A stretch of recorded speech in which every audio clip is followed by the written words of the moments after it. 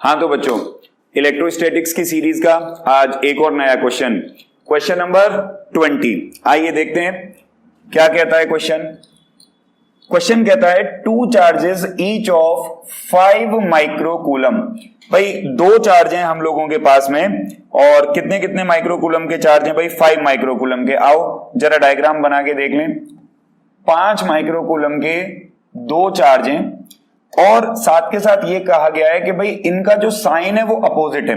मतलब कहने का ये हुआ कि एक चार्ज तो है +5 माइक्रोकूलम का और दूसरा चार्ज हो गया बेटे -5 माइक्रोकूलम का।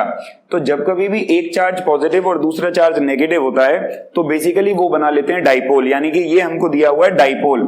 और कहता है इन दोनों के बीच की जो डिस्टेंस है वो है 4 सेंटीमीटर। चलिए बहुत बढ़िया, इन दोनों के बीच की जो डिस्टेंस दे रखी है वो दे रखी है 4 सेंटीमीटर। कहता है calculate the electric field intensity at a point distant 4 centimetre from the mid point on the axial line of the dipole. ध्यान से समझेंगे सवाल को। मान लो डाइपोल का मिड पॉइंट यहां पे है, ठीक है जी, डाइपोल का मिड पॉइंट यहां पे है। तो वो क्या कह रहा है आपसे कि डाइपोल के मिड पॉइंट से 4 सेंटीमीटर की दूरी पर, मान लो ये हो जाएगा लगभग 4 सेंटीमीटर, डाइपोल के मिड पॉइंट से 4 सेंटीमीटर की दूरी पर एक्सियल लाइन पर इलेक्ट्रिक फील्ड पता लगाना है भाई। यानी कि हम ये कह सकते हैं कि हमको जो है, एक सेकेंड, हम ये कह सकते हैं कि हमको जो है इस पॉइंट पर जो इलेक्ट्रिक फील्ड है, ये एक पॉइंट P है जो कि यहां से सेंटर से 4 सेंटीमीटर की दूरी पर है। हमको यहां पर इलेक्ट्रिक फील्ड पता लगाना है। बेसिकली कहने का मतलब ये हो गया कि इस सवाल में R हमको दिया हुआ है 4 सेंटीमीटर और जो डाइपोल की लेंथ है 2a, जनरली हम डाइपोल की लेंथ मानते हैं 2a, तो जो 2a हम लोगों को दी हुई है वो दी हुई है 4 सेंटीमीटर और डाइपोल के एक्सियल लाइन पे हमसे इलेक्ट्रिक फील्ड वो पूछ रहा है। चलिए बहुत अच्छी बात है। तो सभी बच्चों के दिमाग में एक बेसिकली फॉर्मूला आ गया होगा कि भाई एक्सियल लाइन का इलेक्ट्रिक फील्ड कैसे निकलेगा। ध्यान से देखें, हम सभी जानते हैं कि E एक्सियल का जो फॉर्मूला होता है वो होता है 2p अपॉन में 4 पाई एप्सिलॉन नॉट r का क्यूब। सभी लोगों को यही लग रहा होगा, लेकिन बच्चों एक चीज मैं तुम्हें बताऊं, ये फॉर्मूला इस केस में नहीं लगाया जा सकता। बहुत अच्छा सवाल है, ध्यान लगा के देखना, मेजॉरिटी का गलत हो जाता है। ये फॉर्मूला इस केस में नहीं लगाया जा सकता। अब क्यों नहीं लगाया जा सकता बेटे? ये फॉर्मूला हम लोग तब डिराइव करते हैं जब 2a जो होता है that is less than r।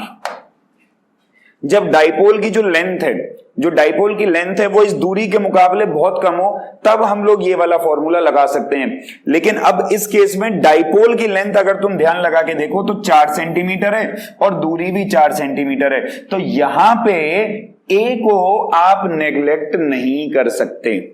तो इस केस में आप a को नेग्लेक्ट नहीं कर सकते और क्योंकि इस केस में आप a को नेग्लेक्ट नहीं कर सकते, इसके लिए इससे एक स्टेप पहले वाला फॉर्मूला हम लोग यूज करेंगे, 1 स्टेप बैकवर्ड वाला फॉर्मूला।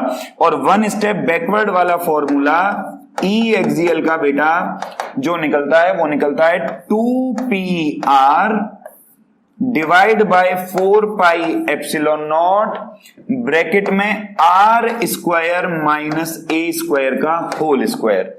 सो बेसिकली इसमें ये वाला फॉर्मूला इस्तेमाल होगा।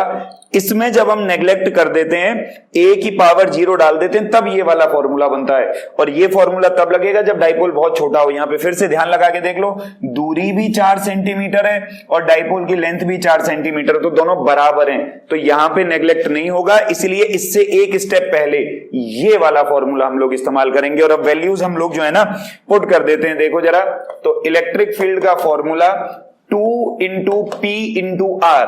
तो P होता है बेटा डाइपोल मोमेंट, तो डाइपोल मोमेंट का फॉर्मूला होता है Q इंटू में 2a।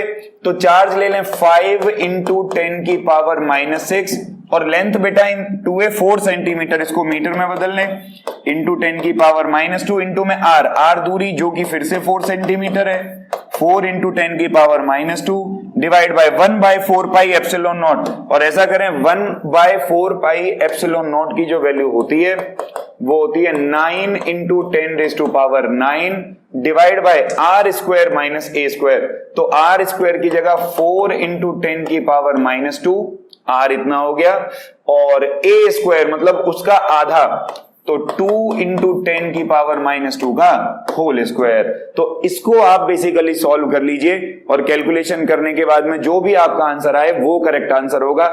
मैं फिर से आपको एक चीज बता दूं, ये फॉर्मूला जो जनरली आपको लगेगा ये आपको इस्तेमाल नहीं करना, आपको ये फॉर्मूला इस्तेमाल करना है। और क्यों वो इस्तेमाल नहीं करना उसका कारण मैंने आपको बता दिया। आज के लिए इतना ही, थैंक यू। अब मिलेंगे अगली वीडियो में।